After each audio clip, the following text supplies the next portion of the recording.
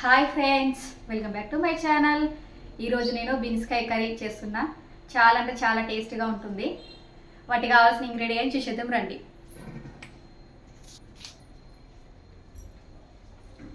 Oil, పసుపు, ధనియాల పొడి, అల్లం వెల్లుల్లి పేస్ట్, ఉప్పు, కొబ్బరి. ఇది ఎండు కొబ్బరి అండి. పచ్చిమిర్చి, కొత్తిమీర, ఆనియన్స్, కరివేపాకు, బీన్స్కాయ. ఇంతేనండి, సింపుల్ ఇంగ్రీడియంట్స్ తోటి ఎంతో టేస్టీ అయిన బీన్స్కాయ కర్రీ చేసేసుకుందాం. ముందుగా స్టవ్ ఆన్ చేసి ఒక బౌల్ పెట్టేసుకోవాలి. బౌల్ వేడెక్కిన తర్వాత అందులో 2 పావుల నూనెను పోసేసుకోవాలి. నూనె వేడెక్కలోపు మనం పచ్చిమిర్చి, ఆనియన్స్ని, కొత్తిమీరను పేస్ట్ చేసేసుకుందాం. ఆనియన్స్, పచ్చిమిర్చి పేస్ట్ చేసుకోవడం వలన గ్రేవీ అనేది చాలా చిక్కగా వస్తుంది. ఒక మిక్సీ జార్ తీసుకొని అందులో పచ్చిమిర్చి, ఆనియన్స్, కొత్తిమీర వేసి మెత్తటి పేస్ట్ లాగా మిక్సీ పట్టేసుకోవాలి. ఇక్కడ నేను ఆయిల్ వేడెక్కిందో లేదో అని చెక్ చేస్తున్నాను. ఆయిల్ వేడెక్కిన తర్వాత చిన్న ముక్కలుగా కట్ చేసుకున్న ఆనియన్స్ని వేసేసుకోవాలి.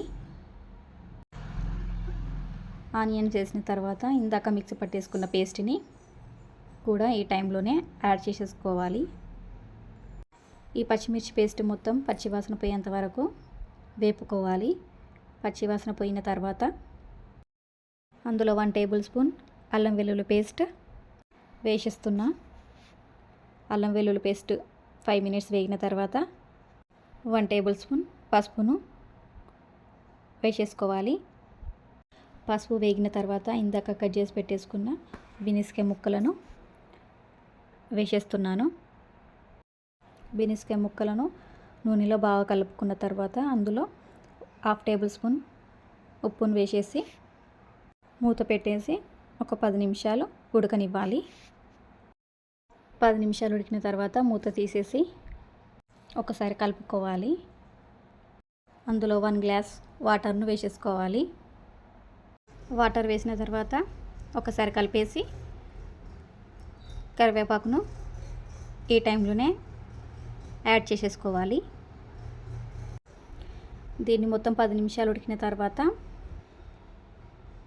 అందులో కొత్తిమీరను వేసేసుకోవాలి. కొత్తిమీరను వేసి అలా ఒక్కసారి కలిపేసి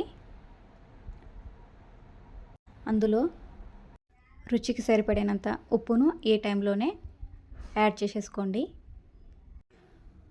ఉప్పు వేసిన తర్వాత అందులో 1 టేబుల్ స్పూన్ ధనియాల పొడిని వేసేసుకోవాలి.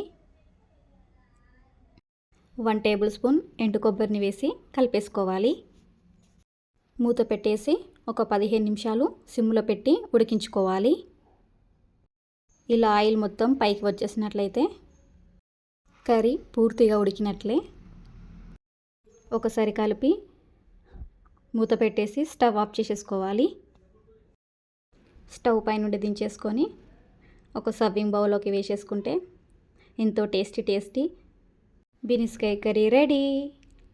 ఈ కర్రీ చాలా అంటే చాలా టేస్టీగా ఉంటుందండి. ఖచ్చితంగా ఇలా ఒకసారి ట్రై చేసి ఎలా వచ్చిందో నా కామెంట్స్ చేసి చెప్పండి. నా వీడియోస్ నచ్చినట్లయితే నా ఛానల్ని సబ్స్క్రైబ్ చేసుకోండి, లైక్ చేయండి. మళ్ళీ రేపటి వీడియోలో కలుద్దాం. ఓకేనండి, బాయ్.